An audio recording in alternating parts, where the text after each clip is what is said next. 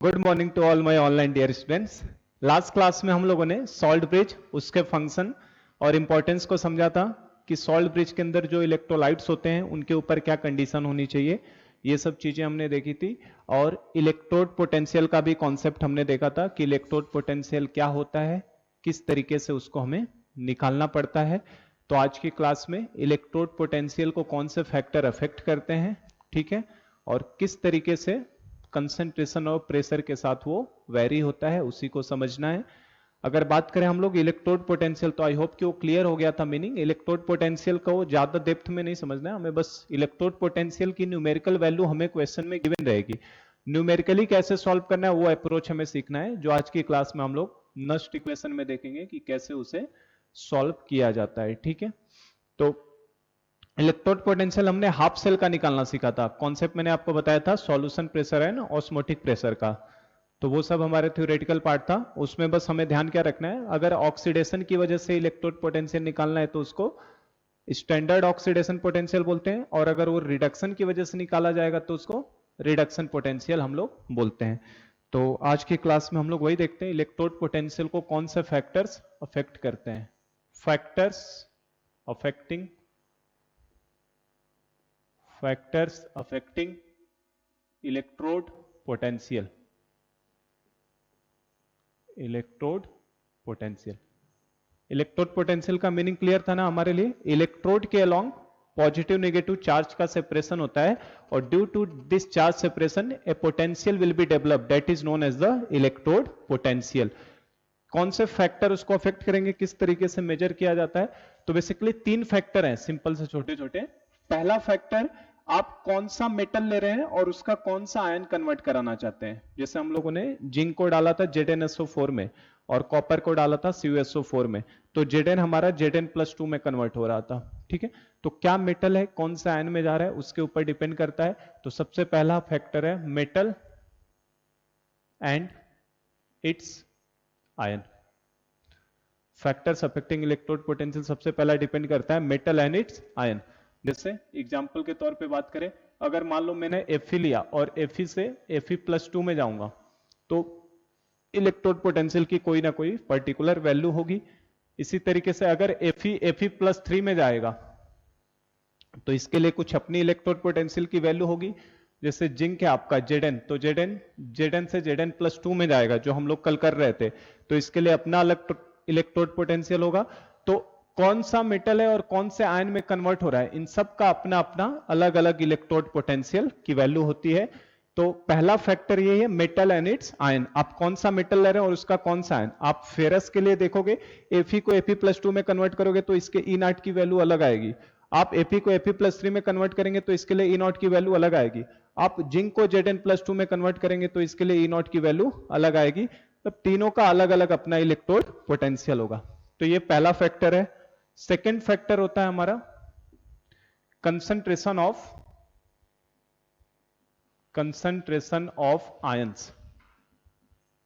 Second factor क्या है, concentration of ion, कि आप उस आयन का क्या कंसंट्रेशन ले रहे हैं। जिस इलेक्ट्रोलाइट में डिप करोगे उस इलेक्ट्रोड को, उसका क्या कंसंट्रेशन लिया है, उसके ऊपर भी डिपेंड करता है। या अगर गैस का केस रहेगा तो उसको हम लोग प्रेशर ऑफ गैस भी बोलते हैं। गैस के केस को मैं समझाऊंगा स्टैंडर्ड हाइड्रोजन इलेक्ट्रोड में, तो प्रेशर ऑफ गैस पे भी डिपेंड करता है। और लास्ट फैक्टर की बात करो, थर्ड फैक्टर, तो temperature of the experiment. Temperature of the experiment, कि किस टेम्परेचर पे वो आपका एक्सपेरिमेंट करवाया जा रहा है। तो बेसिकली ये तीन फैक्टर ध्यान में रखना। ये तीन फैक्टर हैं जो इलेक्ट्रोड पोटेंशियल को गवर्न करते हैं, चेंज करते हैं। पहला मेटल एंड इट्स आयन, कौन सा मेटल ले रहे हो और उसको कौन से आयन में भेज रहे हो। आप Fe को Fe+2 में भेजोगे तो इसके E0 की वैल्यू अलग आएगी इलेक्ट्रोड पोटेंशियल की। Fe से Fe+3 में जाएंगे तो उसका इलेक्ट्रोड पोटेंशियल अलग आएगा।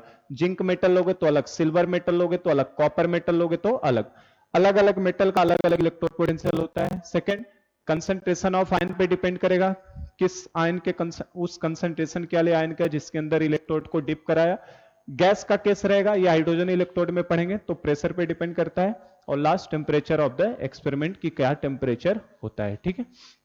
हमें जो वेरिएशन समझना है बेसिकली कंसंट्रेशन एंड टेम्परेचर के साथ देखना है, क्योंकि मेटल तो आपके ऊपर डिपेंड करेगा आप कौन सा मेटल ले रहे हैं। जो मेटल लोगे उसके हिसाब से उसके ई नॉट की वैल्यू होगी इलेक्ट्रोड पोटेंशियल की। तो हम लोगों को बेसिकली इन दो का समझना है, किसका, कंसंट्रेशन ऑफ आयन का और दूसरा किसका, टेम्परेचर का। तो हम लोग नेक्स्ट हेडिंग अपना वही लेते हैं जिसको हम लोग नस्ट इक्वेशन बोलते हैं। आज की क्लास में जो बताया जा रहा है ये पूरा गैल्वेनिक सेल का बेस है ना, मतलब मैंने पहले ही बताया था आपको नस्ट इक्वेशन गैल्वेनिक सेल की पूरी जान है। अगर आज की क्लास को समझ गए किस तरीके से नस्ट इक्वेशन बना है और कैसे उसे अप्लाई करना है, तो आपको गैल्वेनिक सेल का कोई क्वेश्चन छूटने वाला नहीं है। तो हम लोगों का नेक्स्ट रीडिंग यही रहेगा, variation of electrode potential, variation of electrode potential with concentration and temperature, variation of electrode potential with concentration and temperature. Metal के साथ क्यों नहीं, मेटल तो डिपेंड करेगा आप कौन सा मेटल लोगे। आप सिल्वर लोगे तो अलग आएगा, है ना, जिंक लोगे अलग आएगा, फेरस लोगे अलग आएगा। तो हमें बेसिकली कंसंट्रेशन एंड टेम्परेचर के साथ देखना है, variation of electrode potential with concentration and temperature, और इसको हम लोग बोलते हैं बेटा नस्ट इक्वेशन। इसको हम लोग क्या बोलते हैं, नस्ट इक्वेशन, जो इस गैल्वेनिक सेल की पूरी जान है नस्ट इक्वेशन, क्योंकि सारे न्यूमेरिकल प्रॉब्लम नस्ट इक्वेशन से सॉल्व होने वाले हैं। ठीक है, तो कंसंट्रेशन एंड टेम्परेचर से वेरिएशन समझने के लिए थोड़ा सा हमें थर्मोडायनेमिक्स की जरूरत पड़ेगी।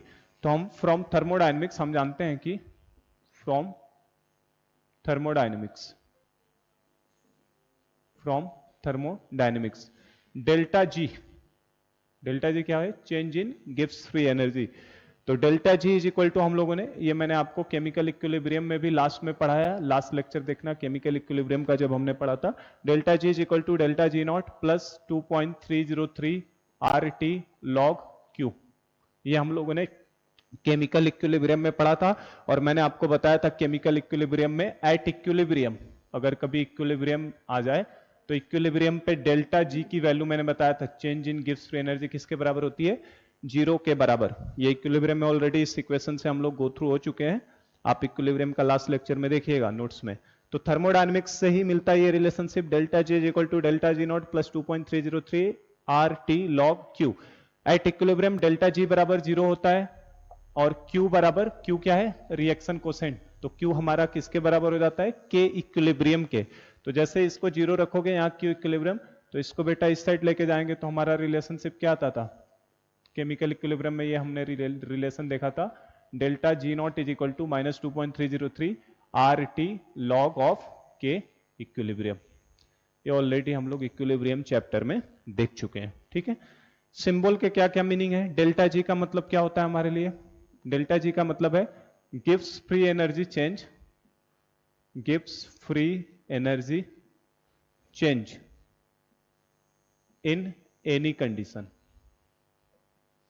Gives free energy change in any condition, किसी भी कंडीशन पे गिव्स फ्री एनर्जी में चेंज क्या है। डेल्टा जी नॉट का मतलब क्या होता है, नॉट लगने का मतलब मैंने बताया था, नॉट का मतलब स्टैंडर्ड हो जाता है, तो ये भी गिव्स free energy change in standard condition हो जाएगा, इन स्टैंडर्ड कंडीशन। और स्टैंडर्ड कंडीशन मैंने बताया आपको टेम्परेचर और प्रेशर फिक्स हो जाते हैं ना अलग अलग। तो delta G not change in गिव्स free energy in standard condition. Capital R का मतलब क्या है, कैपिटल आर हमारे लिए यूनिवर्सल गैस कांस्टेंट है, यूनिवर्सल गैस कांस्टेंट, जिसको हम लोग यूजीसी लिखते हैं। ठीक है, जिसकी 3 वैल्यूज होती थी। कैपिटल टी क्या है आपका, कैपिटल टी है टेम्परेचर, ये हमेशा किस में रहने वाला है, इन केल्विन। ठीक है, रिलेशन हमें निकालना है, वेरिएशन देखना है, तो इसी से रिलेशन आता है, तो पहले मैं उसी को समझा रहा हूं। और क्यू हमारे लिए क्या है, क्यू का मतलब होता है रिएक्शन कोशेंट। क्यू मतलब क्या हमारे लिए, रिएक्शन कोशेंट। और रिएक्शन कोशेंट हमारा किसके बराबर होता है, concentration of product upon concentration of reactant के। ठीक है, तो देखो हमें सेल का जो रिलेशन निकालना है वो इसी से निकालना है, इलेक्ट्रोड पोटेंशियल का वेरिएशन इसी रिलेशनशिप से आता है। एक और एडिशनल जानकारी हमें जानना है यहाँ पे, ये हमने मीनिंग समझ लिए, टर्म्स के क्या मीनिंग होते हैं, है ना। यूजफुल वर्क, ये भी हमारा कॉन्सेप्ट आएगा किसके अंदर, थर्मोडायनेमिक्स के अंदर ही आता है। Useful work done by any system, useful work done by any system is equal to होता है डिक्रीज इन गिव्स free energy change. Useful work done by any system is equal to होता है डिक्रीज इन गिव्स free energy change.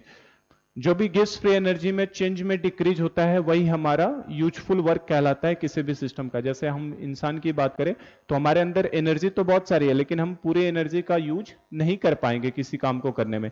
हमें सोने के लिए भी एनर्जी लगती है, ऐसा नहीं है कि सोने के लिए किसी एनर्जी की जरूरत नहीं है, सोने के लिए भी एनर्जी चाहिए। हमारे अंदर जो ब्लड फ्लो हो रहा है उसके लिए भी अलग एनर्जी लगती है, हम थिंकिंग करने के लिए एनर्जी लगती है। तो जितनी भी हमारे पास अवेलेबल एनर्जी, हर एनर्जी को हम लोग यूज नहीं कर पाते, केवल कुछ पार्ट उसका यूजफुल वर्क में कन्वर्ट कर पाते हैं। तो useful work done by any system, किसी सिस्टम में जितना यूजफुल वर्क होता है वही उसका डिक्रीज इन गिव्स फ्री एनर्जी चेंज कहलाता है। तो डिक्रीज इन गिव्स फ्री एनर्जी चेंज के बराबर क्या होगा, useful work done by any system. तो हम लोग इसे लिखेंगे W यूजफुल। ये थर्मोडायनेमिक्स का टर्म है, थर्मोडायनेमिक्स में और डिटेल में हम लोग गिव्स फ्री एनर्जी को समझेंगे। W useful is equal to आपका होगा minus of delta G। Decrease in गिव्स फ्री एनर्जी, गिव्स फ्री एनर्जी मतलब डेल्टा जी, डिक्रीज होने की वजह से क्या लगा दिया, माइनस का साइन, क्योंकि उसमें कमी हो रही है। अब हमें जो डील करना है, हमारे लिए सिस्टम क्या है यहाँ पे बेटा, इंसान तो है नहीं, हमारे लिए सिस्टम क्या है यहाँ पे, सेल है। सेल के ऊपर हम लोग पढ़ रहे हैं ना कि सेल का क्या होगा, इलेक्ट्रोड पोटेंशियल कैसे काम करता है, किस तरह से टेम्परेचर से वेरी करेगा, कंसंट्रेशन से। तो हमारा सिस्टम क्या है, सेल। तो सेल के अंदर जो यूजफुल वर्क की बात करो तो कोई सेल का क्या यूजफुल वर्क होगा, सेल का काम क्या है। सेल के अंदर मैंने बताया था गैल्वेनिक सेल में केमिकल एनर्जी कन्वर्ट होती है इलेक्ट्रिकल एनर्जी में। तो सेल का काम क्या है, सेल का काम है, सेल का यूजफुल वर्क क्या है उसका, इलेक्ट्रिकल एनर्जी, कि वो सेल कितना इलेक्ट्रिकल एनर्जी दे रहा है, वही सेल का क्या है, यूजफुल वर्क। तो सेल के लिए, फॉर सेल, किसी भी सेल के लिए W यूजफुल का मीनिंग हमारे लिए क्या होगा, उसका यूजफुल वर्क क्या कहलाएगा, उसका W इलेक्ट्रिकल, क्यों कितना इलेक्ट्रिकल वर्क कर सकता है, कोई सेल कितना इलेक्ट्रिकल वर्क कर सकता है वही क्या कहलाएगा उसका यूजफुल वर्क। और इलेक्ट्रिकल वर्क कैसे निकालते हैं, उसके लिए क्या फॉर्मूला होता है हमारा, charge into potential, charge into voltage आपने पढ़ा हुआ, W is equal to Q into V। V मतलब बेसिकली क्या है, volt is the unit of potential. तो W electrical is equal to हमारे लिए होगा क्या, चार्ज इंटू पोटेंशियल। तो चार्ज इंटू पोटेंशियल, सेल का हमें पता हो कि सेल में कितना चार्ज फ्लो हो रहा है किसी सेल के अंदर, हमने जैसे घड़ी के अंदर सेल आप यूज करते हैं जो भी, तो उस सेल के अंदर कितना आपका चार्ज फ्लो हो रहा है और कितना पोटेंशियल है उस सेल का, आप दोनों मिल जाए, दोनों को मल्टीप्लाई करते हो तो आपको क्या मिल जाएगा, उसका इलेक्ट्रिकल वर्क मिल जाएगा कि कितना वो यूजफुल वर्क सेल हमारा करता है। तो किसी सेल का चार्ज से क्या मतलब है, तो हमें पता है charge on 1 mole of electron कितना होता है, charge on 1 mole of electron, charge on 1 mole of electron कितना होता है बेटा आपका, 1 Faraday. Charge on 1 mole of electron कितना होता है आपका, charge on 1 mole of electron कैसे निकालोगे, 1 मोल इलेक्ट्रॉन पे चार्ज निकालना है, तो 1 मोल का मतलब कितना होता है, 6.023 into 10⁻23 into charge on 1 electron. Charge on 1 mole of electron निकालना है तो पहले 1 मोल में कितने इलेक्ट्रॉन है वो निकाल लो, और फिर 1 इलेक्ट्रॉन पे कितना चार्ज है वो निकाल लो, 1.6 इंटू 10⁻19।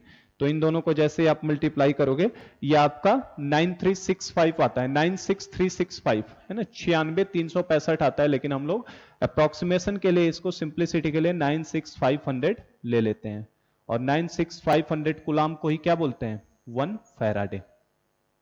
याद है ये चीज आपने मोल कॉन्सेप्ट में भी पढ़ा होगा, इसको 1 फैराडे बोलते हैं। तो charge on 1 mole of electron किसके बराबर होता है, 1 फैराडे के इक्वल होता है। 1 मोल इलेक्ट्रॉन के ऊपर कितना चार्ज है, 1 फैराडे।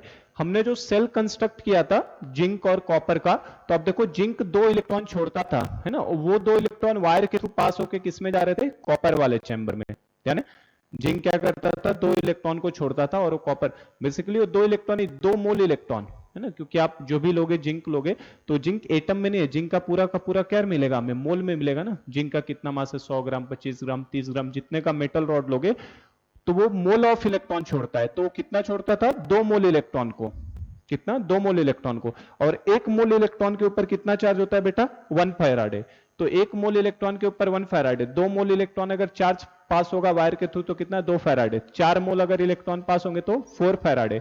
तो मानने के लिए हम लोग मान लेते हैं कि उस सेल के थ्रू n फैराडे का इलेक्ट्रॉन का चार्ज फ्लो हो रहा है। कोई सेल लिया आपने, जैसे आपने मान लीजिए ये सेल है आपके पास, तो सेल में एक पॉजिटिव टर्मिनल है एक निगेटिव टर्मिनल है, और पॉजिटिव निगेटिव टर्मिनल के बीच में हमने कंस्ट्रक्शन किया था, तो इलेक्ट्रॉन का क्या हो रहा था फ्लो हो रहा था। तो जो इलेक्ट्रॉन का फ्लो हो रहा था या तो 1 मोल ऑफ इलेक्ट्रॉन का फ्लो होगा, अगर 1 इलेक्ट्रॉन छोड़ेगा, 2 इलेक्ट्रॉन छोड़ेगा तो 2 मोल इलेक्ट्रॉन का फ्लो। तो मानने के लिए मान लेते हैं n फैराडे ऑफ इलेक्ट्रॉन का क्या हो रहा है फ्लो हो रहा है, कि charge on 1 mole of electron कितना होता है 1 फैराडे। तो मैं मानने के लिए मान लेता हूं n फैराडे चार्ज का फ्लो हो रहा है इसके अंदर से, और इसका जो पोटेंशियल डिफरेंस है, इस सेल का पोटेंशियल डिफरेंस कुछ तो रहेगा सेल का जिसकी वजह से चार्ज फ्लो हो रहा है, वो पोटेंशियल डिफरेंस मैंने मान लिया कितना E वोल्ट। ठीक है, तो उससे आप सेल का वर्क निकाल सकते हैं। तो देखो आगे हम लोग वही लिख रहे हैं। फाइनली तो आपको फॉर्मूला याद रखना है, डेरिवेशन तो मैं करवा रहा हूं, फाइनली आपको नस्ट इक्वेशन का फॉर्मूला ध्यान रखना है। तो हमने मान लिया लेट n फैराडे n, जैसे 1 मोल पास करोगे तो 1 फैराडे, 2 मोल करते तो 2 फैराडे, 3 मोल करोगे तो 3 faraday. Let n faraday charge is passing, let n farad charge is passing through the cell having potential difference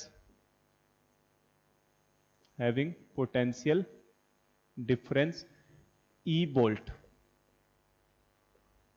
ठीक है, पोटेंशियल डिफरेंस सेल, जो भी सेल है आपका सेल का हमने कंस्ट्रक्ट किया था ना, उस सेल में जो भी चार्ज का फ्लो रहा है n फैराडे मान लो, और इसका पोटेंशियल डिफरेंस कितना मान लो E वोल्ट। देन तो क्या होगा हमारे लिए W इलेक्ट्रिकल कितना हो जाएगा बेटा, W electrical will be equal to किसके बराबर हो जाएगा, charge into potential, charge into potential. तो चार्ज कितना हमने ले लिया, चार्ज माना हमने n फैराडे, तो NF हो जाएगा। ये n की वैल्यू आपको देख के ही पता चल जाएगा, जैसे जिंक वाला सेल रहेगा, जिंक कॉपर का तो कितना हो जाएगा 2, क्योंकि जिंक 2 इलेक्ट्रॉन को छोड़ा था। सिल्वर आ जाएगा तो उसके केस में 1, ये देखते ही पता चल जाता है n की वैल्यू, तो इसके लिए परेशान नहीं होना है। चार्ज हो गया n फैराडे इंटू पोटेंशियल कितना हमने माना है E। तो हमारे लिए W इलेक्ट्रिकल का फॉर्मूला कितना आ गया बेटा NFE। तो आज से कभी भी आपको पूछे अगर कोई क्वेश्चन, और यही W इलेक्ट्रिकल देखो किसके बराबर है हमारा, W यूजफुल के बराबर, और यही W इलेक्ट्रिकल किसका है, सेल का ही वर्क है। तो हमसे कभी क्वेश्चन में पूछ ले वर्क डन बाय सेल, तो वर्क डन बाय सेल का फॉर्मूला हो गया NFE। तो ये हमारा वर्क डन बाय सेल का फॉर्मूला हो जाता है, जिसको आपको याद रखना है, न्यूमेरिकली हमें काम आएगा। E की वैल्यू क्वेश्चन में आपको कैलकुलेट करनी पड़ेगी, अभी मैं सिखा रहा हूं कैसे कैलकुलेट करते हैं। F तो फैराडे है, और 1 फैराडे का मतलब कितना 96500 रखना है आपको, और N की वैल्यू क्वेश्चन में देख के पता चलेगी, जैसे जिंक है तो जिंक और कॉपर का सेल रहेगा तो 2, तो वर्क डन बाय सेल पूछे तो NFE। और हमसे कभी कभी क्वेश्चन में maximum work done by cell भी पूछ लेता है, maximum work done by cell, maximum work done by cell. Maximum work done by cell पूछेगा जब आप मैक्सिमम वर्क डन का मतलब आप सेल खरीद के ले आते हैं, जैसे आप निप्पो का एवरेडी का जो भी आप पेंसिल सेल खरीद के लाएंगे उस पे आप देखना 1.5 वोल्ट के आसपास होता है, वो जो हमारा सेल खरीद के लाते हैं 1.5 वोल्ट के आसपास होता है। तो जब स्टार्टिंग फेज में नया नया आता है तो उसका वर्क डन क्या देता है, मैक्सिमम देता है। तो maximum work done by cell कभी निकालना हो तो NF into E not, E के ऊपर क्या लगा दिया नॉट, यहां पे देखो मैंने E लिखा, वहां पे क्या लिखा है E नॉट। E नॉट का मतलब क्या है, ये स्टैंडर्ड इलेक्ट्रोड पोटेंशियल है, और स्टैंडर्ड इलेक्ट्रोड पोटेंशियल कब होगा, जब आप नया नया कोई सेल खरीद के लाते हैं, और जैसे जैसे कंटिन्यूअस उसको यूज करोगे कंज्यूम करोगे, धीरे धीरे सेल का पोटेंशियल क्या होगा, कम होता जाएगा। और पोटेंशियल डिफरेंस अगर दोनों के बीच का 0 हो गया बेटा पॉजिटिव नेगेटिव टर्मिनल में, तो सेल काम करना बंद कर देगा, क्योंकि तब कोई इलेक्ट्रिकल वर्क प्रोड्यूस होने वाला नहीं है। ठीक है, तो मैक्सिमम वर्क डन कभी पूछे तो NF into E not. E not की वैल्यू के लिए परेशान नहीं होना, ये इस चैप्टर का एक कांस्टेंट है, जिसकी वैल्यू प्रॉब्लम में हमेशा क्या रहेगी, गिवन रहती है। जैसे हम लोग आयनिक इक्विलिब्रियम में K, KB, KSP ये सब कांस्टेंट है ना, जैसे इक्विलिब्रियम में KC, KP कांस्टेंट होते थे, इसी तरीके से हमारा वेपर प्रेशर सॉल्यूशन चैप्टर में कांस्टेंट था, उसी तरीके से E नॉट इस चैप्टर का एक कांस्टेंट है, जिसकी न्यूमेरिकल वैल्यू क्वेश्चन में हमेशा गिवन रहेगी। ठीक है, तो वर्क डन बाई सेल का फॉर्मूला पूछे तो किसके बराबर बेटा, NFE। ये E आपको कैलकुलेट करना पड़ेगा और यही E कैलकुलेट करना मैं आपको सिखा रहा हूं, variation of electrode potential with concentration and temperature की ये E कैसे टेम्परेचर और कंसंट्रेशन के साथ वेरी करेगा। ये वैल्यू हमेशा गिवन रहेगी, उसी रिलेशन पे आ रहे हैं। तो देखो W यूजफुल किसके बराबर आया है, माइनस डेल्टा जी के बराबर। W यूजफुल किसके बराबर था, माइनस डेल्टा जी, और W यूजफुल खुद क्या है, इलेक्ट्रिकल वर्क। तो यहां से हम लोग यहां से क्या लिख सकते हैं, delta G is equal to, यहां से देखो delta G is equal to क्या लिख सकते हैं, माइनस NFE, क्योंकि हमने अभी देखा कि जो भी वर्क डन आ रहा था W इलेक्ट्रिकल, यही वर्क डन है सेल का, और ये किसके बराबर हो रहा था, चेंज इन गिव्स फ्री एनर्जी, डिक्रीज इन गिव्स फ्री एनर्जी। तो डिक्रीज इन गिव्स फ्री एनर्जी क्या है, delta G is equal to minus NFE हो जाएगा। और आपसे कभी डेल्टा जी नॉट पूछ ले तो माइनस NFE नॉट हो जाएगा। तो ये फॉर्मूले भी ध्यान रखना कि डेल्टा जी नॉट का फॉर्मूला ये होता है और डेल्टा जी के लिए माइनस NFE, क्योंकि अभी हमने देखा था जो भी वर्क डन है उसी के बराबर डिक्रीज इन गिव्स फ्री एनर्जी डेल्टा जी था। तो क्या लगा दिया बस मैंने, माइनस NFE और वहां पे माइनस NFE नॉट। अब बस जो हमारे पास रिलेशन था उसी में डाल देते हैं। हमारे पास क्या था formula, delta G is equal to delta G not plus 2.303 RT log of Q, यही था ना। तो बस इसमें वैल्यूज को रख दो, डेल्टा जी की जगह पे कितना रखेंगे, minus NFE, delta G not की जगह पे कितना रखेंगे, minus NFE not plus 2.303 RT log Q, मतलब क्या, concentration of product upon concentration of reactant, ठीक है। और आप पूरे रिएक्शन को किससे, माइनस NF से डिवाइड कर दो। तो अगर पूरे रिएक्शन को माइनस NF से डिवाइड कर दोगे तो क्या आ जाएगा, E is equal to E not, पूरे रिएक्शन को मैं माइनस NF से डिवाइड कर रहा हूं तो इससे डिवाइड करते E, यहां पे क्या बचेगा, E नॉट, ये प्लस का माइनस हो जाएगा, 2.303 RT अपॉन N।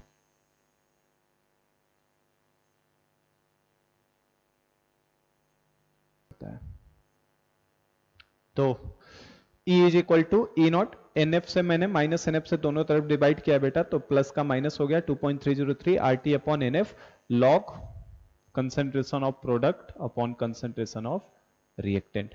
तो ये आपका नस्ट इक्वेशन कहलाता है। यही फॉर्मूला हमारे लिए क्या है, नस्ट इक्वेशन, ठीक है।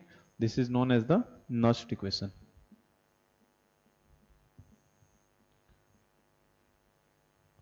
ये आपका नस्ट इक्वेशन है जो आपका कंसंट्रेशन और टेम्परेचर के साथ कैसे, E मतलब इलेक्ट्रोड पोटेंशियल, इलेक्ट्रोड पोटेंशियल का मतलब क्या हमारे लिए, इलेक्ट्रोड पोटेंशियल का मतलब E, किस तरीके से इलेक्ट्रोड पोटेंशियल टेम्परेचर और कंसंट्रेशन के साथ हमारा वेरी कर रहा है। अब यहाँ पे हर सिंबल का मीनिंग भी हम लोग समझ लेते हैं कि E का मतलब क्या है ना, E नॉट का मतलब क्या है, उन सब चीजों को भी समझ लेते हैं।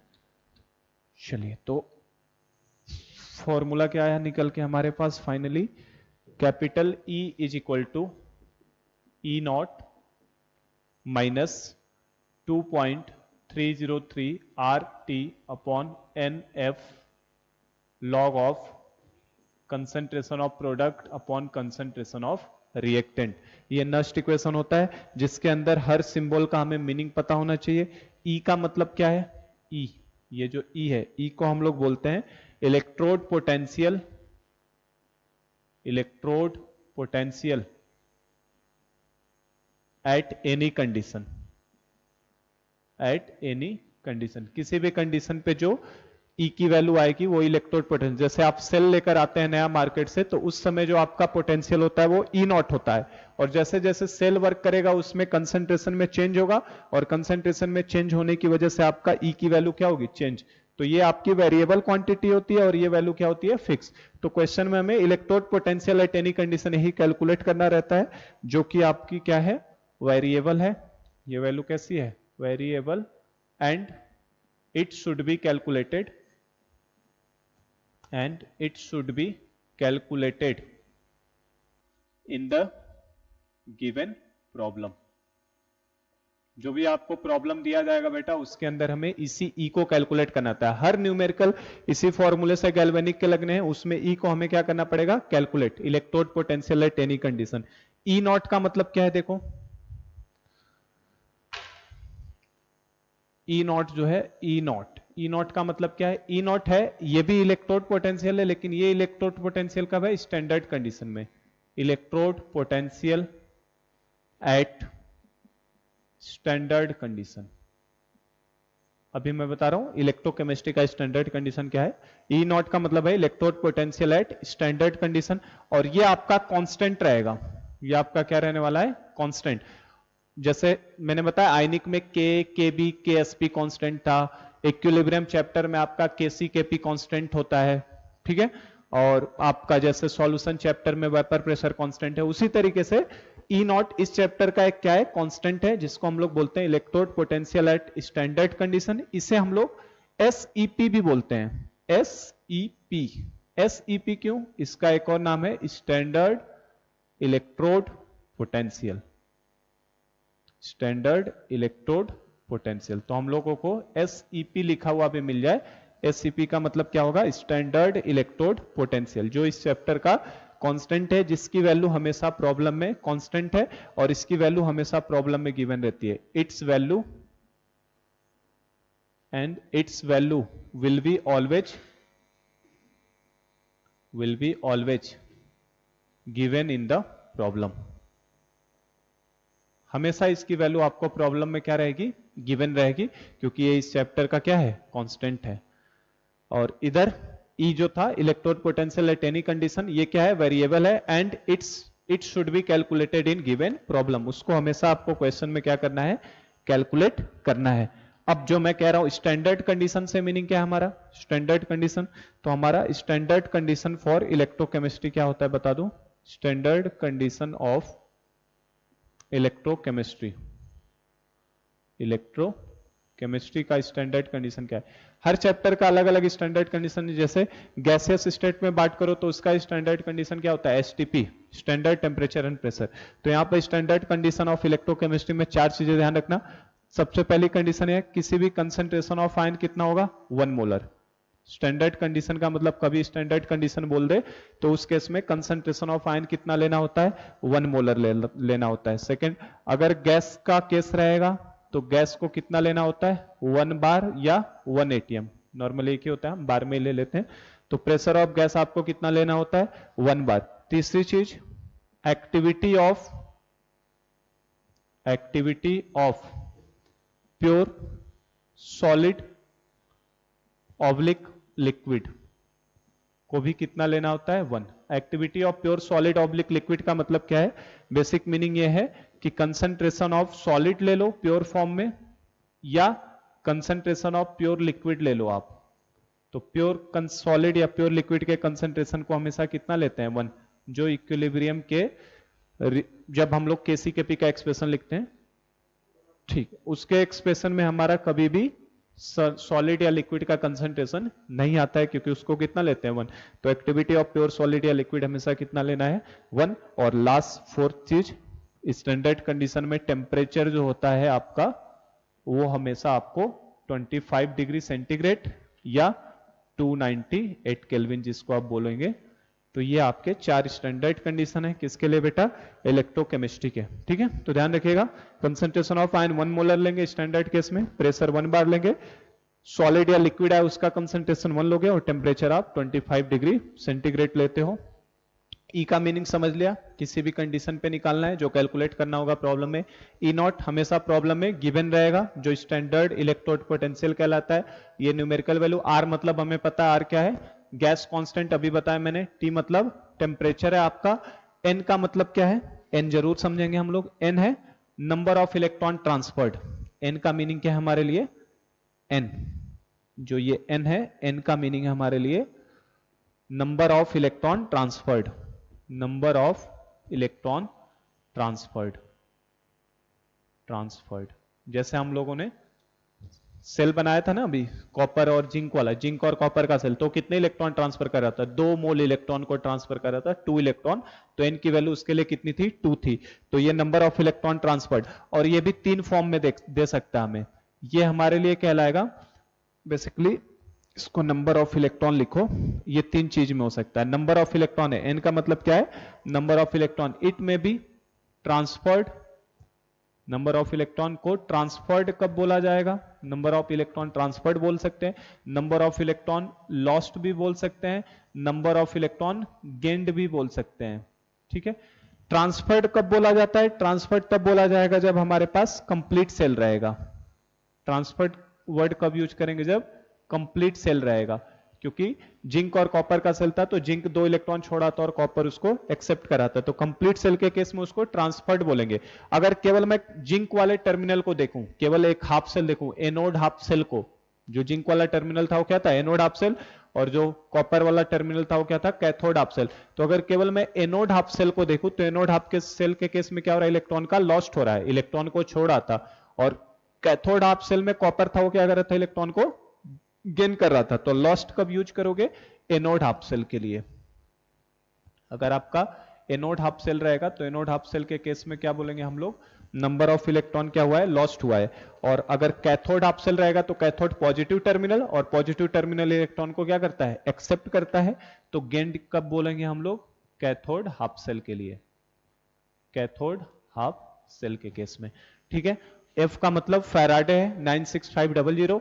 कंसंट्रेशन ऑफ पी का मतलब क्या है? कंसंट्रेशन ऑफ पी मतलब क्या है? Concentration of product, concentration of product. तो आपको रिएक्शन में दिख जाएगा, अभी रिएक्शन लिख के देखेंगे हम लोग। Concentration of product, concentration of R का मतलब क्या है? That is concentration of reactant, concentration of reactant. तो ये हमारा पूरा डिटेलिंग है नस्ट इक्वेशन के बारे में, कौन सी चीज क्या होती है, किसका मीनिंग क्या है। अब आप इस रिएक्शन में देखो, है ना, इस रिएक्शन बोल रहा हूं, इस इक्वेशन में देखिए, तो ये आपका स्टैंडर्ड नस्ट इक्वेशन है, जो आप कभी भी आपका टेम्परेचर चेंज करें तो आप इसको फॉर्मूले को यूज करोगे।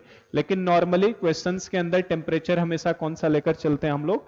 25 डिग्री सेंटीग्रेड। प्रॉब्लम में नहीं गिवन हो तो टेम्परेचर कौन सा लेकर चला जाता है? 25 डिग्री सेंटीग्रेड। तो 25 डिग्री सेंटीग्रेड के केस में टेम्परेचर फिक्स नॉर्मली ना दिया हो, जैसे आयनिक में नहीं दिया होता था तो कितना मानते थे? 25। यहां भी नहीं दिया है तो कितना मानोगे? 25 मतलब 298 केल्विन। तो टेम्परेचर आपका 298 केल्विन फिक्स है। आर की वैल्यू 8.314, क्योंकि वर्क वाला फॉर्मूला है ना, वर्क में आर की यूनिट किसमें लोगे? जूल वाली। तो 8.314। फैराडे एफ की वैल्यू फिक्स है कितना? 96500। तो हम लोग इसको एक कांस्टेंट मान के इसकी न्यूमेरिक वैल्यू को निकाल सकते हैं। तो देखो आपका ये तो स्टैंडर्ड, मतलब ये ओरिजिनल इक्वेशन है, ये आपका ओरिजिनल नस्ट इक्वेशन है। पर हमें सिंप्लिसिटी के लिए नॉर्मली क्वेश्चंस में टेम्परेचर हमेशा कितना देता है आपका? 25 डिग्री सेंटीग्रेड। तो at 25 degree centigrade, normally at 25 degree centigrade, normally नहीं दिया है तो यही आपको मान के चलना है। तो 25 डिग्री सेंटीग्रेड पे 2.303 आर टी अपॉन एफ, इसकी वैल्यू हम कैलकुलेट कर सकते हैं, क्योंकि आर और एफ तो फिक्स है, टी ही बदलेगा। लेकिन अगर टी को भी मैंने 25 फिक्स कर दिया तो ये वैल्यू कितनी हो जाएगी? 2.303 इंटू आर की जगह पे 8.314। 8.314 क्यों? क्योंकि ये वर्क वाला क्वेश्चन है, जूल वाली यूनिट लेंगे। इंटू टेम्परेचर कितना बेटा? 298, 25 का मतलब 298 केल्विन में, डिवाइडेड बाई एफ का मतलब कितना? 96500, 96500। तो ये ध्यान रखना है, ये जब आप कैलकुलेट करते हैं तो ये वैल्यू आपके निकल के 0.059 आती है। अब ये वैल्यू आपको याद रखना है, ये वैल्यू कितनी है? 0.059। इसलिए हमारा जो नस्ट इक्वेशन हो जाता है वो E is equal to E not minus 0.059 upon N. देखो ये इनकी वैल्यू रख दी मैंने उठा के, और एन तो है ही अभी, क्योंकि एन तो चेंज होगा ना, अलग अलग, कोई 1 इलेक्ट्रॉन देगा, कोई 2, कोई 3, कोई 4, कुछ भी दे सकता है। E is equal to E not minus 0.059 by N log concentration of product upon concentration of reactant. तो ये जनरल इक्वेशन है हमारा नस्ट इक्वेशन का, जिससे हम लोग हर न्यूमेरिकल प्रॉब्लम को सॉल्व करने वाले हैं। ठीक है, तो 25 डिग्री सेंटीग्रेड कभी भी ना मेंशन हो तो 25 मानना है, और 25 पे हमारी ये वैल्यू फिक्स आएगी। ये कैलकुलेशन कितना? 0.059। तो ये स्टैंडर्ड इक्वेशन है, इसी से हर क्वेश्चन को हमें सॉल्व करना है। ठीक है, टेम्परेचर बदलेगा तो आपको ऊपर वाले से जाना है, अगर टेम्परेचर को नहीं बदलेगा तो आपको नीचे वाला इक्वेशन लगाना है, और टेम्परेचर नहीं दिया है तो हमेशा 25 मान के चलना है। ठीक है, तो तो ये हमारा हो गया। मीनिंग हम लोग समझ चुके हैं, किसी भी कंडीशन पे ई नॉट निकाल लेंगे। एन क्या है, नंबर ऑफ इलेक्ट्रॉन ट्रांसफर भी हो सकता है, लॉस्ट भी हो सकता है, गेन भी हो सकता है। और ये कंसंट्रेशन ऑफ प्रोडक्ट है, ये कंसंट्रेशन ऑफ क्या है, रिएक्टेंट है। और एक चीज और बस इसमें बता दूं मैं आपको, अगर हमसे कभी ग्राफ पूछ ले किसके बीच में, ई इलेक्ट्रोड पोटेंशियल ई और log concentration of product upon concentration of reactant के बीच में अगर ग्राफ पूछ ले तो क्या ग्राफ बता सकते हैं कैसा बनेगा। तो देखो ई को कहां पे लेना है बेटा, मैंने बताया है ग्राफ बताने का तरीका, यू ई को वाई एक्सिस पे लिया है मैंने, और log concentration of product upon reactant को मैंने किस एक्सिस पे लिया है, एक्स एक्सिस पे। और ये आप देखो ई नॉट वैल्यू तो फिक्स है, तो ये हमारा कांस्टेंट हो गया माइनस एम, ये क्या बन जाएगा, एम बन गया एक तरीके से। तो बेसिकली ये इक्वेशन रिजेंबल किससे कर रहा है, y is equal to minus M x plus C type का, ठीक है ना। ये y एक्सिस की जगह पे ले लिया, log p बाई आर को मैंने x एक्सिस की जगह पे ले लिया, और ये e नॉट तो एक कांस्टेंट है तो ये c हो गया माइनस, तो ये y is equal to minus M x plus c. कैसा ग्राफ आता था इसका, प्लस सी है तो c हाइट ऊपर जाना है, तो c हाइट मान लो हम लोग ऊपर आ गए, और जिस हाइट पे आओगे यहाँ पे कितनी इंटरसेक्शन पॉइंट की वैल्यू कितनी होगी, ई नॉट। ये जो सी हाइट है यहां से यहां कितना होगा, ई नॉट होगा, और माइनस एम एक्स है तो इस तरीके से ग्राफ जाएगा, किस तरीके से, तो निगेटिव स्लोप है तो ग्राफ गिरता हुआ जाएगा, तो इस तरीके से ग्राफ हमारा गिरता हुआ दिखाई देगा, ठीक है। तो इस तरीके से हमारा ग्राफ दिखाई देगा E versus log P by R में। तो ये ई नॉट है, ये वैल्यू हमारी ई नॉट यहां से यहां तक की हाइट कितनी हो जाएगी, ई नॉट हो गई जो सी की जगह पे है। और ये ग्राफ का अगर हमसे स्लोप पूछ ले कि इस ग्राफ का स्लोप कितना होगा, तो स्लोप मतलब क्या बेटा, टेन थीटा। टेन थीटा को हम लोग क्या बोलते हैं, ग्राफ का स्लोप बोलते हैं। और ये स्लोप इज इक्वल टू किसके बराबर दिख रहा है आपको, माइनस 0.059 अपॉन एन। तो स्लोप हो जाएगा माइनस 0.059 अपॉन एन, ठीक है। तो ये हमारा ग्राफ का स्लोप हो गया। तो आपसे चाहे तो ग्राफिकल फॉर्म में देके आपसे ई नॉट पूछ सकता है, तो ये हाइट क्या हो जाएगा, ई नॉट। और आपको अगर स्लोप बता देगा तो आपसे चाहे तो वो एन की वैल्यू भी पूछ सकता है कि एन की वैल्यू कितनी होगी, ठीक है। आई होप कि ये क्लियर है कि किस तरीके से हमें क्वेश्चन करना है, ठीक है। तो ग्राफिकल फॉर्म में इस तरीके से दे सकता है, तो आप इसे करना समझ सकते हैं कैसे किया जाएगा। चलो, तो ये हमारा नस्ट इक्वेशन था। ये नस्ट इक्वेशन का फॉर्मूला आपको ध्यान रखना है, सारे न्यूमेरिकल सवाल गैल्वेनिक सेल के इसी फॉर्मूले से लगेंगे, है ना। ये फॉर्मूला हम लोग बार बार निकालेंगे हर सेल के लिए, चाहे कंप्लीट सेल निकालो चाहे एनोड हाफ सेल। हमने देखा था एक एनोड हाफ सेल होता था, एक कैथोड हाफ सेल, जब दोनों को टर्मिनल जोड़ दिया जाएगा तो वो कंप्लीट सेल कहलाता है। तो ये फॉर्मूला हाफ सेल पे भी वैलिड है और हमारा कंप्लीट सेल के ऊपर भी वैलिड होता है, 12:30 तक, 12:30। तो हर सेल के ऊपर हमारा फॉर्मूला वैलिड है। तो हम लोग ये चीज लिख सकते हैं, दिस फॉर्मूला, या ऐसे लिखो, the above Nernst equation, the above Nernst equation is applicable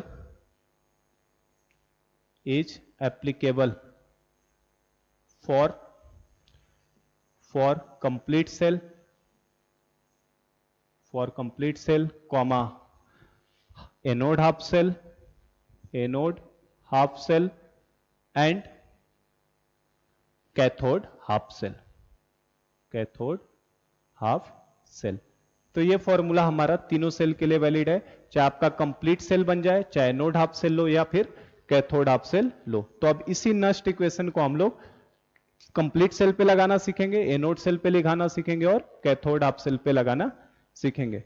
तो नेक्स्ट हमें वही देखना है कि नस्ट इक्वेशन को कैसे हम लोग अप्लाई करते हैं, किस तरीके से एनोड को रिप्रेजेंट करते हैं, किस तरीके से हम लोग कैथोड को रिप्रेजेंट करते हैं। चलिए, तो नेक्स्ट हेडिंग हम लोग लेते हैं अपना,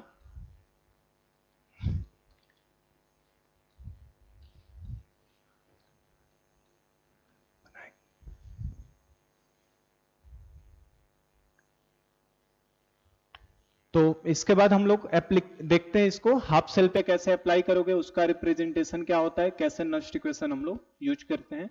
तो नेक्स्ट हेडिंग हम लोग यही डालेंगे, ये रह गया क्या, नेक्स्ट हेडिंग हमें यही डालना है, वेरिएशन बोल रहा हूं, वेरिएशन तो कर लिया। नेक्स्ट हेडिंग है आपका half cells, comma its representation, its reactions, comma representation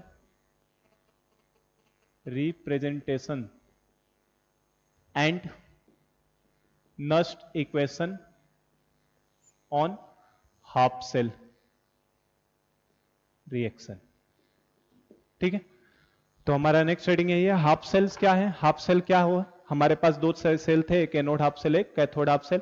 half cell क्या है, उसका रिएक्शन क्या है, रिप्रेजेंटेशन क्या है, और नस्ट इक्वेशन को कैसे उस हाफ सेल रिएक्शन पे हम लोग अप्लाई करते हैं। ये दिमाग में आपको फिगर बेटा हमेशा बना के चलना है। हमारे पास दो चैम्बर होते हैं, बीच में सॉल्ट ब्रिज होता है। ठीक है, यहाँ एक कैथोड वाला एनोड वाला टर्मिनल, ये कैथोड वाला, और इनको वायर के थ्रू हमने कनेक्ट किया। ये आपको दिमाग में हमेशा बना के चलना है इस गैल्वेनिक सेल में। इसको हम लोग एनोड हाफ सेल बोलते थे, इस वाले पार्ट को कैथोड हाफ सेल बोलते थे, और पूरे को एक साथ अगर ले लिया दोनों को तो उसको हम लोग कंप्लीट सेल बोलते थे। उसको क्या बोलेंगे, कंप्लीट सेल बोलेंगे। जो एनोड वाले पार्ट में इलेक्ट्रोलाइट भरा होता है उसको हम लोग एनोड हाफ सेल इलेक्ट्रोलाइट बोलते हैं। जो कैथोड वाले पार्ट में इलेक्ट्रोलाइट भरा होता है उसको कैथोड हाफ सेल इलेक्ट्रोलाइट बोलते हैं। दिमाग में आपको रख के चलना है हमेशा। ठीक है, बीच में जो चीज यूज हुई है इसको हम लोग सॉल्ट ब्रिज बोलते हैं। इस वाले टर्मिनल को हम लोग क्या बोलते थे बेटा, एनोड बोलते हैं। इस वाले टर्मिनल को हम लोग क्या बोलते हैं, कैथोड बोलते हैं। ये आपके दिमाग में होना चाहिए। एनोड पे चार्ज कैसा होता है, पहले ही दिन की क्लास में सब बता दिया है मैंने, निगेटिव चार्ज। सॉल्यूशन के अंदर कैसा चार्ज रहता था, पॉजिटिव चार्ज। कैथोड वाला टर्मिनल कैसा होता है, पॉजिटिव चार्ज। सॉल्यूशन के अंदर कैसा चार्ज, नेगेटिव चार्ज। तो ये जो है ना, ये इमेज होना चाहिए दिमाग में आपके। और कोड भी इवन मैंने बताया था लोन से, लोन मैंने बताया था, ये ट्रिक याद करने के लिए। एल लेफ्ट साइड में, लेफ्ट साइड में हमेशा क्या रहेगा, एनोड रहेगा। ओ का मतलब ऑक्सीडेशन होगा, एनोड पे हमेशा क्या होता है, ऑक्सीडेशन। ए मतलब एनोड ही है, एन का मतलब निगेटिव। लेफ्ट साइड में ऑक्सीडेशन होगा, एनोड पे होगा, और एनोड निगेटिव होता है। ये कोड बताया था ना। इसको लेफ्ट हाफ सेल भी बोलते हैं, ऑक्सीडेशन हाफ सेल भी बोलते हैं, एनोड हाफ सेल भी बोलते हैं, निगेटिव हाफ सेल भी बोलते हैं।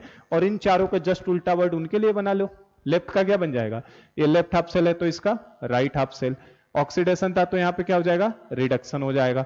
एनोड था तो यहाँ पे कैथोड, निगेटिव था तो यहाँ पे पॉजिटिव, तो इसका आरआरसीपी हो जाएगा, है ना। तो आरआरसीपी नहीं याद करो, लोन याद रखो, लोन से याद भी रहता है, क्योंकि कर्जा ले लो तो जनरली याद ही रखना पड़ता है हमें।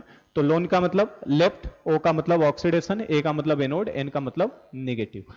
तो ये दो हाफ सेल थे, इन्हीं हाफ सेल के ऊपर नस्ट इक्वेशन कैसे अप्लाई करते हैं वो सीखना हमें। तो हाफ सेल इट्स रिएक्शन, तो हमारे पास हाफ सेल कितने होते हैं, there are two types of half cell, there are two types of half cell. पूरा अब चैप्टर लॉजिकल चलता है, आपको ज्यादा दिमाग नहीं लगाना है, बस आप स्टेप्स फॉलो करें, हर क्वेश्चन सॉल्व हो जाएंगे। Two types, there are two types of half cells. दो तरीके के हाफ सेल होते हैं बेटा। सबसे पहला कौन सा है आपका, एनोड हाफ सेल। देखो एक मैं समझाता हूं, सेम पैरेलल मिरर इमेज दूसरे का बनेगा, है ना। एनोड हाफ सेल, जिसको हम लोग शॉर्ट में AHC लिखेंगे। एनोड हाफ सेल को क्या लिखेंगे, AHC। तो पूछे कोई एनोड हाफ सेल क्या है, तो एनोड हाफ सेल क्या है बेटा, एनोड हाफ सेल वो सेल है जिसके ऊपर कौन सी चीज होती है, ऑक्सीडेशन होती है। ये कहां मौजूद होता है, लेफ्ट साइड में। ये सेल का कौन सा टर्मिनल होता है, निगेटिव। वो दिमाग में रहेगा तो हर चीज को लिख सकते हो, क्योंकि बोर्ड में डेफिनेशन भी आएगा ना लिखने को, तो ये सब चीजें दिमाग में रखो, लिख लोगे। तो हम लोग क्या बोलेंगे, एनोड हाफ सेल का मतलब cell, cell in which, cell at which, cell at which oxidation takes place, cell at which oxidation takes place। देखो एनोड हाफ सेल पे क्या होता है, इस साइड वाले पोर्शन पे क्या होता था, ऑक्सीडेशन होता था।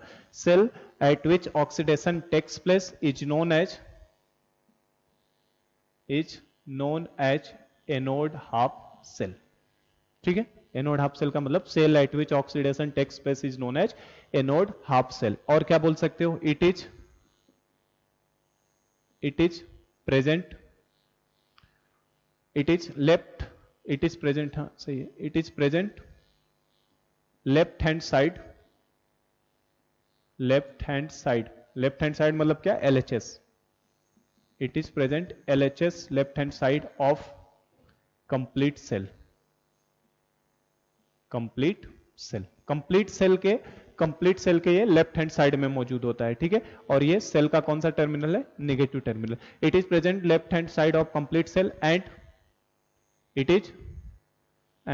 Is negative terminal, it is negative terminal of complete cell, it is negative terminal of complete cell या बैटरी, जो भी बोलना है। नेगेटिव टर्मिनल ऑफ बैटरी बोल सकते हो, negative terminal of complete cell बोल सकते हो, बैटरी सेल एक ही चीज है, तो it is negative terminal of complete cell. तो ये एनोड हाफ सेल का मीनिंग है। अब एनोड हाफ सेल का रिएक्शन क्या होगा, उसका रिप्रेजेंटेशन क्या होगा, और कैसे नस्ट इक्वेशन को उसके ऊपर अप्लाई करते हैं।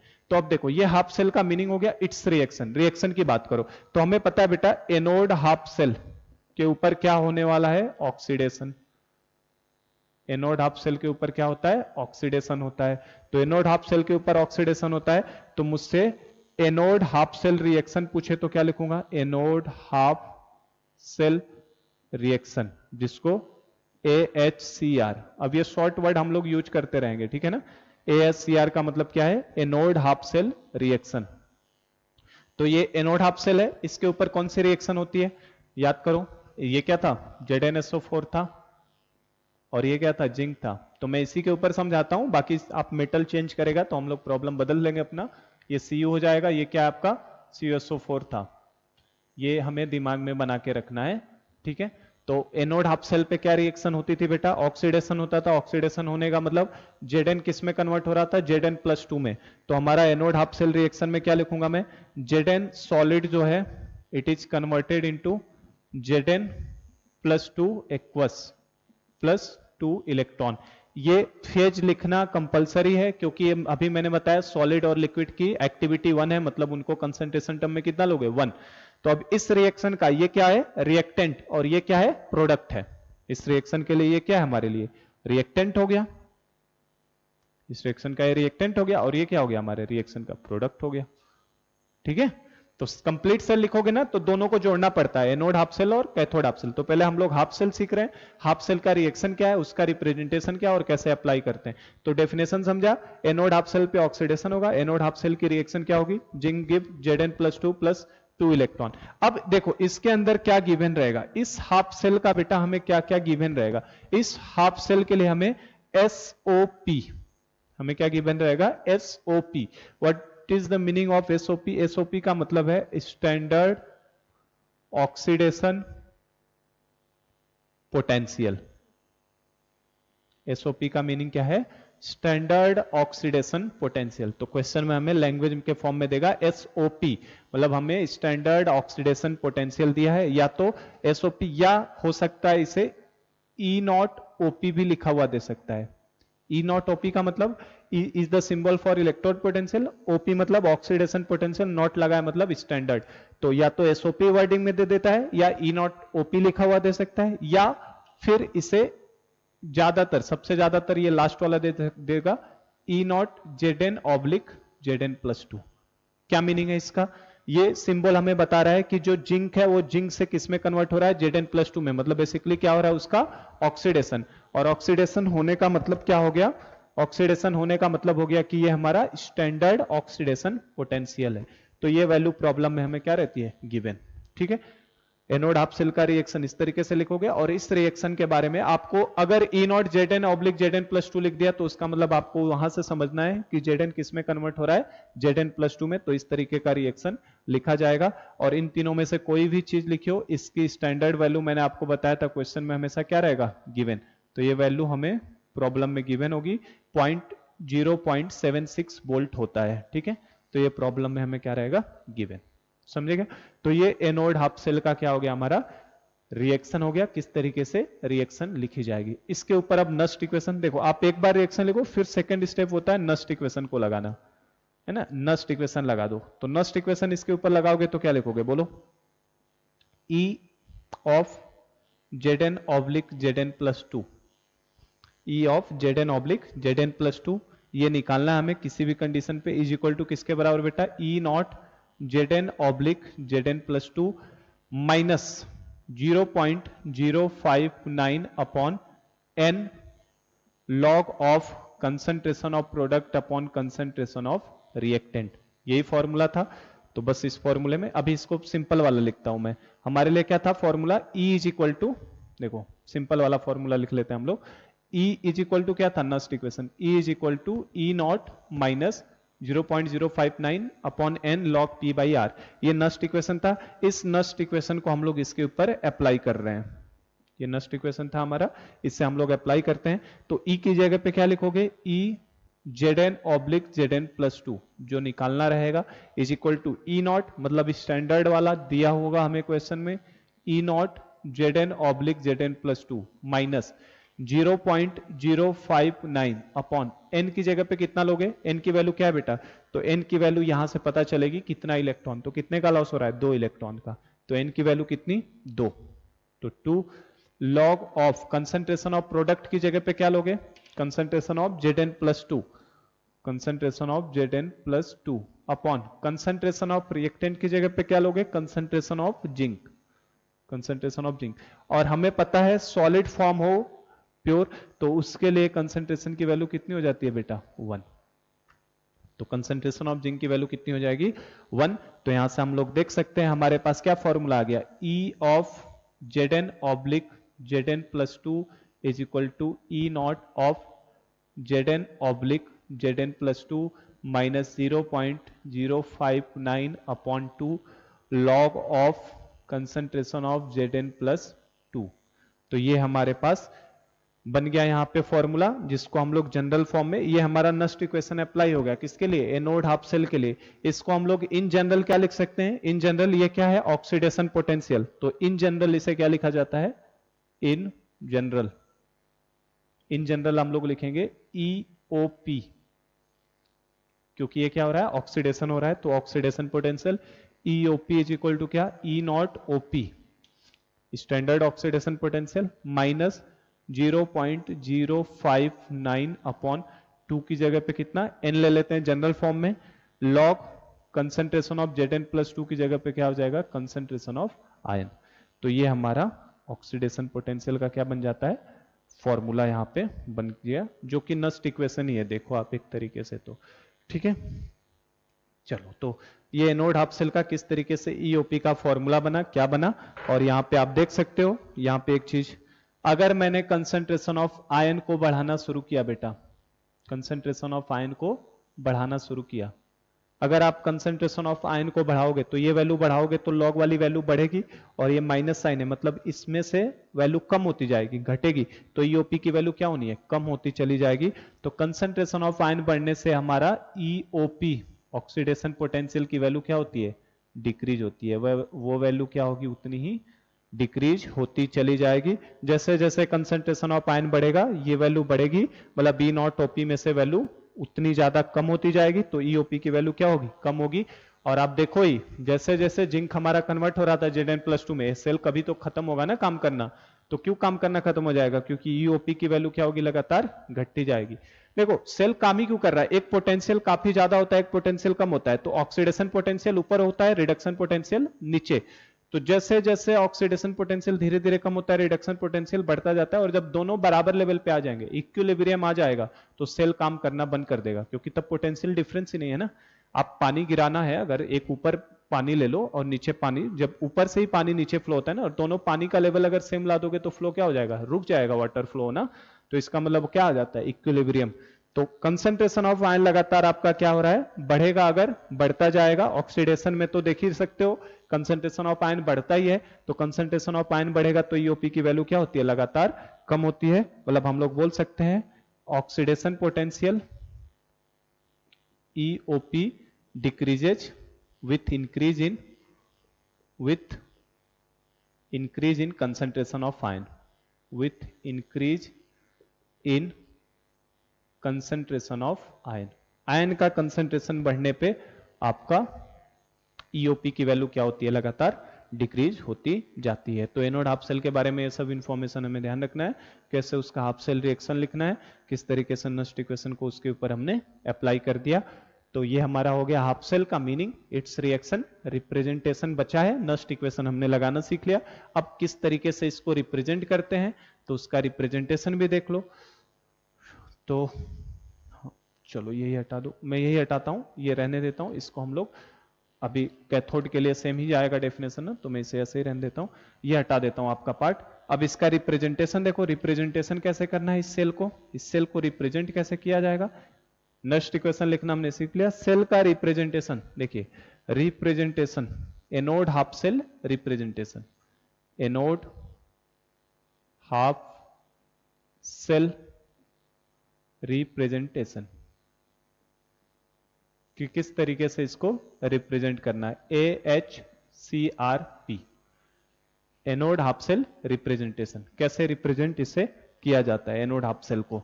तो देखो एनोड हाफ सेल को देखो रिडक्शन वाला सेम इसके पैरेलल मिरर इमेज चलेगा, आपने ये समझा है ना, इसी का मिरर इमेज चलेगा कैथोड हाफ सेल में। तो एक को ढंग से समझ लो तो दूसरा आ जाएगा। एनोड हाफ सेल रिप्रेजेंटेशन देखो कैसे रिप्रेजेंट किया जाता है। तो रिप्रेजेंट करने का तरीका बेटा ये होता है, एनोड, एनोड किस साइड है, लेफ्ट साइड में रहता है ना, लेफ्ट हाफ सेल में।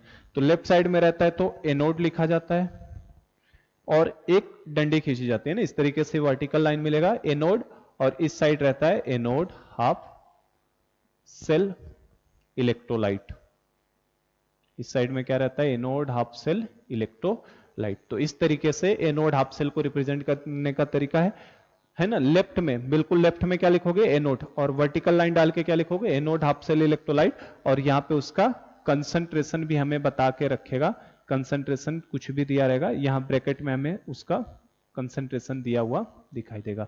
ये वर्टिकल लाइन पूछे कि ये वर्टिकल लाइन क्या बताता है, तो ये वर्टिकल लाइन हमारा सेपरेशन ऑफ फेजेज को बताता है, सेपरेशन ऑफ फेजेज। तो अब आपको इस तरीके का कहीं सिंबल दिखाई दे तो आपको समझना है कि ये एनोड हाफ सेल का रिप्रेजेंटेशन है। एनोड लेफ्ट मोस्ट में रहता है, देखो है ना, रिप्रेजेंटेशन में इलेक्ट्रोड हमेशा, है ना, इलेक्ट्रोड हमेशा टर्मिनल पे रखे जाएंगे। जैसे एनोड हाफ सेल बनाओगे तो एनोड टर्मिनल पे आएगा। अभी कैथोड हाफ सेल का रिप्रेजेंटेशन करूंगा तो कैथोड एकदम टर्मिनल पे आएगा, मतलब पीछे की तरफ कैथोड आएगा और कैथोड हाफ सेल इलेक्ट्रोलाइट उसके पहले आएगा। तो एनोड का, एनोड हाफ सेल का रिप्रेजेंटेशन एनोड है, एनोड हाफ सेल इलेक्ट्रोलाइट यहां पे लोगे आप, और उसका क्या दिया रहेगा आपको, कंसंट्रेशन। ये तरीका है।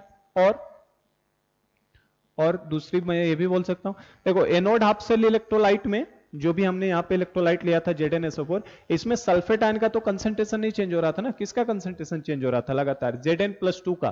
तो इसको लिखने का एक और तरीका ये है, एनोड और vertical line anode half cell ion, anode half cell electrolyte भी लिखा हुआ रह सकता है, एनोड हाफ सेल आयन भी लिखा रहेगा, और ये आयन भी रहेगा तो आयन का क्या दिया रहेगा, कंसंट्रेशन। आयन क्यों, जिस आयन का कंसंट्रेशन चेंज हो रहा होगा, जैसे यहाँ पे किसका, Zn+2 का, सल्फेट का चेंज नहीं हो रहा है। और ये सेपरेशन ऑफ फेजेज को बता रहा है। हमें पता है एनोड का रॉड किसका बना था, जिंक, सॉलिड का है, ये किसका था, सॉलिड, और ये किस फॉर्म में, एक्वस फॉर्म में। तो सॉलिड और एक्वस दो सेपरेट फेज हैं, तो सेपरेशन ऑफ फेज के लिए एक वर्टिकल लाइन होती है। जो हमने सेल कंस्ट्रक्ट किया उस सेल के लिए हम लोग क्या लिखेंगे, Zn सॉलिड, ये हमारा एनोड हो गया।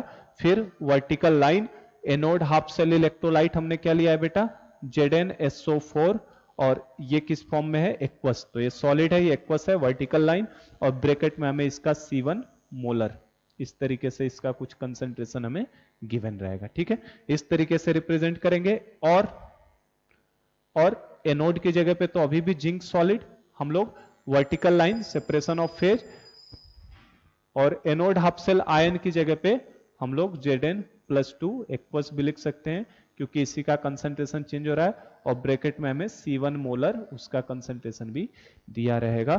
तो अब आपको सेल को रीड करने आना चाहिए कि कैसे सेल को पढ़ना है। अगर आपका Zn सॉलिड, ZnSO4 एक्वस इस तरीके से लिखा हुआ दिया है, इसका मतलब ये कौन सा सेल है, एनोड हाफ सेल है, जिसमें जिंक हमारा एनोड है और ZnSO4 उसका क्या है, इलेक्ट्रोलाइट है। इसको देख के पता चल रहा है कि जिंक हमारा क्या है, एनोड है, और Zn+2 इलेक्ट्रोलाइटिक सॉल्यूशन है, जिसमें कंसंट्रेशन उसका बार बार क्या हो रहा है, चेंज हो रहा है। तो ये सेल हमें पढ़ने आना चाहिए। तो that is the complete discussion of anode half cell, कि एनोड हाफ सेल क्या है, किस तरीके से एनोड हाफ सेल को रिप्रेजेंट करते हैं, और किस तरीके से उसका डेफिनेशन, रिएक्शन सब देख लिया। अब कैथोड हाफ सेल को आप कर सकते हैं, मैं करवा रहा हूं फटाफट। हम लोग कैथोड हाफ सेल को भी 5 मिनट के अंदर देख लेते हैं कि कैथोड हाफ सेल किस तरीके से होगा, किस तरीके से करना है इसके ऊपर। तो स्ट्रेस देके काफी मैंने पहला वाला हाफ सेल समझा दिया, anode half cell. Cathode half cell क्या हो जाएगा, उसका राइट हैंड साइड टर्मिनल हो जाएगा, पॉजिटिव टर्मिनल होता है, वहां पे रिडक्शन होता है, रिएक्शन वाइज सब कुछ सेम आएगा, बस वहां पे ईओपी था इसमें, ऑक्सीडेशन पोटेंशियल, उसमें क्या आ जाएगा, रिडक्शन पोटेंशियल। रिप्रेजेंटेशन में anode half cell left side में होता है, इसीलिए लेफ्ट में एनोड आ रहा था, उसके राइट में कैथोड आएगा और कैथोड हाफ सेल इलेक्ट्रोलाइट पहले आ जाता है, तो हम लोग उसे भी कर लेते हैं। तो देखो सेकंड हम लोग ले रहे हैं, सेकंड कौन सा है आपका, एनोड के बाद कौन सा आएगा, cathode half cell, cathode half cell.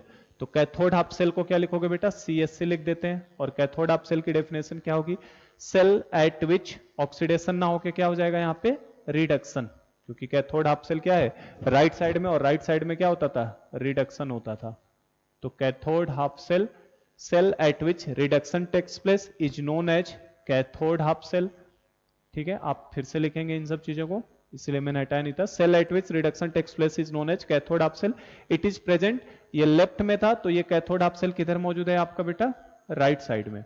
Cathode half cell किस साइड मौजूद है, राइट हैंड साइड में, इस पे रिडक्शन होता है, तो it is present right hand side of complete cell, right hand side of complete cell, and it is negative नहीं, कौन सा टर्मिनल है ये, पॉजिटिव। कैथोड हाफ सेल वाला टर्मिनल कौन सा होता है, कैथोड, पॉजिटिव टर्मिनल है, and it is positive terminal, positive terminal of complete cell. तो ये कंप्लीट सेल का कौन सा टर्मिनल है हमारा, पॉजिटिव टर्मिनल होता है। अब क्या करना है, इसका रिएक्शन लिखना है, तो लिखो, अब फटाफट कर लेते हैं सब कुछ, है ना, एक बार समझा दिया मैंने। तो नेक्स्ट हमारा cathode half cell reaction, cathode half cell reaction, जिसे हम लोग क्या बोलेंगे, CHCr, cathode half cell reaction. और कैथोड हाफ सेल रिएक्शन की बात करो तो कैथोड हाफ सेल रिएक्शन पे क्या होने वाला है, CHCr, कैथोड हाफ सेल, यही लिख देता हूं ना, कैथोड हाफ सेल रिएक्शन के ऊपर क्या होने वाला है आपका, रिडक्शन, क्या होगा यहाँ पे, रिडक्शन होगा बेटा। और हमारा कैथोड हाफ सेल का रिएक्शन जो उसी था उसी के रिस्पेक्ट में लिखो, Cu+2 आयन था एक्वस फॉर्म में, ये क्या कर रहा था, दो इलेक्ट्रॉन जो वायर के थ्रू आ रहे थे उनको गेन करके किस में कन्वर्ट हो रहा था, Cu सॉलिड में, तो Cu+2 आयन कन्वर्ट हो रहा था Cu सॉलिड के अंदर, तो ये आपका रिडक्शन होता है। और इसके लिए अब क्या क्या गिवन रहेगा बताओ, इसके लिए हमें ERP, ERP का मतलब क्या होगा, स्टैंडर्ड रिडक्शन पोटेंशियल, जैसे SRP, ERP बोल रहा हूं, SRP, SRP का मतलब क्या होगा हमारे लिए, स्टैंडर्ड रिडक्शन पोटेंशियल, ठीक है, SRP स्टैंडर्ड रिडक्शन पोटेंशियल, या हमें E0RP भी लिखा हुआ दे सकता है, मतलब क्या, स्टैंडर्ड रिडक्शन पोटेंशियल, या फिर हमें E0 ऑफ क्या हो रहा है, देखो जरा सा, Cu+2 से किस में जा रहा है, Cu में, तो E0 Cu+2 ऑब्लिक Cu भी दे सकता है। तो इन तीनों का मीनिंग सेम है, स्टैंडर्ड रिडक्शन पोटेंशियल दे दे, या E0RP दे दे, या E0 Cu+2 से Cu, ये देखते ही पता चल रहा है Cu+2 किस में जा रहा है, Cu में, मतलब क्या हो रहा है, रिडक्शन हो रहा है, ऑक्सीडेशन नंबर कम हो गया ना, रिडक्शन हो रहा है। और इसकी वैल्यू प्रॉब्लम में हमें गिवन रहेगी, इसकी वैल्यू आपकी 0.34 वोल्ट होती है, ये आपको प्रॉब्लम में गिवन होगी, तो इसके लिए आपको परेशान नहीं होना है, ठीक है, क्योंकि मैंने बताया कांस्टेंट है, 0.34 वोल्ट गिवन रहेगा। तो ये हमारा हो गया क्या, कैथोड हाफ सेल का रिएक्शन। अब इसके ऊपर नस्ट इक्वेशन को अप्लाई कर दो, जो पिछले में किया है ना सेम पार्ट वही कर रहा हूं मैं, नस्ट इक्वेशन अप्लाई करो। नस्ट इक्वेशन क्या है बेटा हमारे पास, E is equal to E0 minus 0.059 upon n log of क्या, कंसंट्रेशन ऑफ प्रोडक्ट ऊपर अपॉन कंसंट्रेशन ऑफ रिएक्टेंट नीचे।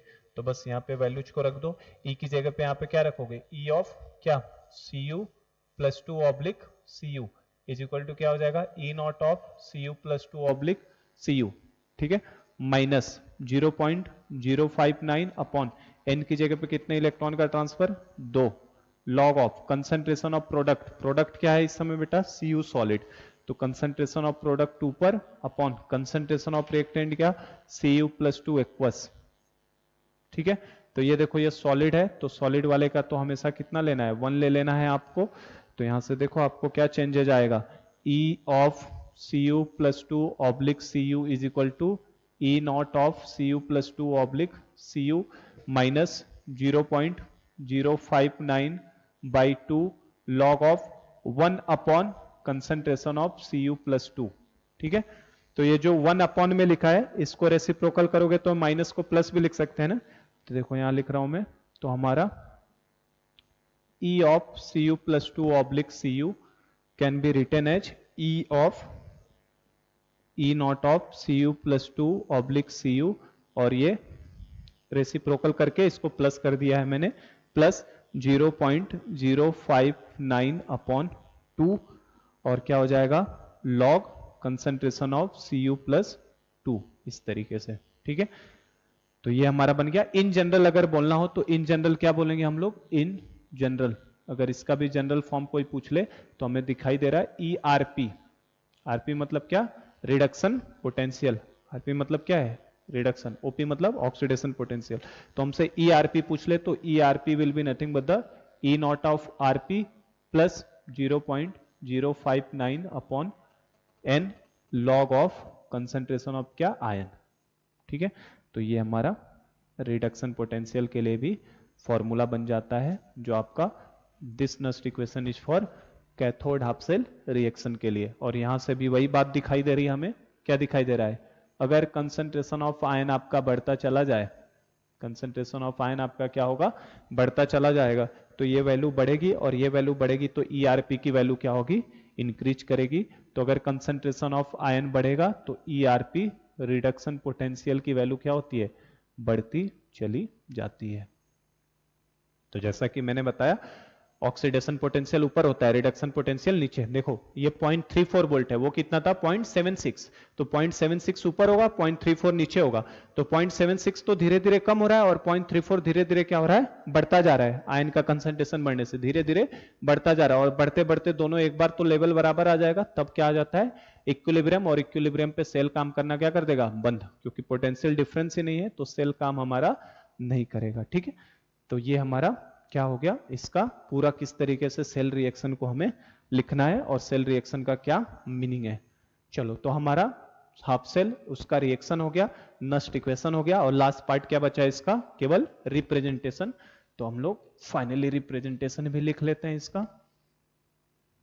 रिप्रेजेंटेशन तो cathode half cell representation, cathode half cell representation, cathode half cell representation, CHCRP, cathode half cell representation. तो इसका भी representation same है बेटा। जो इलेक्ट्रोड होते हैं वो हमेशा टर्मिनल पे जाते हैं, तो पहले एक वर्टिकल लाइन खींच लो। वर्टिकल लाइन में चूंकि एक कैथोड हाफ सेल का रिप्रेजेंटेशन है, तो कैथोड देखो किधर था, राइट हैंड साइड में। तो राइट हैंड साइड में आप किसको लिख लो, कैथोड को। राइट हैंड साइड में किसको लिख लो, कैथोड को। और इस वर्टिकल लाइन के इस तरफ अब क्या रहेगा, cathode half cell electrolyte, cathode half cell electrolyte, जिसका ब्रैकेट में आपको क्या दिया रहेगा, कंसंट्रेशन। तो इस तरीके से आप रिप्रेजेंट करेंगे। ठीक है, एनोड हाफ सेल था तो एनोड लेफ्ट में आ रहा था और उसका इलेक्ट्रोलाइट इस साइड आया था, राइट साइड में। कैथोड के केस में कैथोड राइट साइड का टर्मिनल है, तो राइट साइड में कैथोड और इसके तरफ उसका हाफ सेल इलेक्ट्रोलाइट, या और करके इसे हम लोग ये भी बोल सकते हैं कैथोड हाफ सेल आयन, जैसे उसमें लिखा था ना, सेम उसी तरह के कैथोड हाफ सेल आयन। और इसका क्या दिया रहेगा हमें, कंसंट्रेशन, और इस साइड आपका क्या रहेगा, कैथोड रहेगा।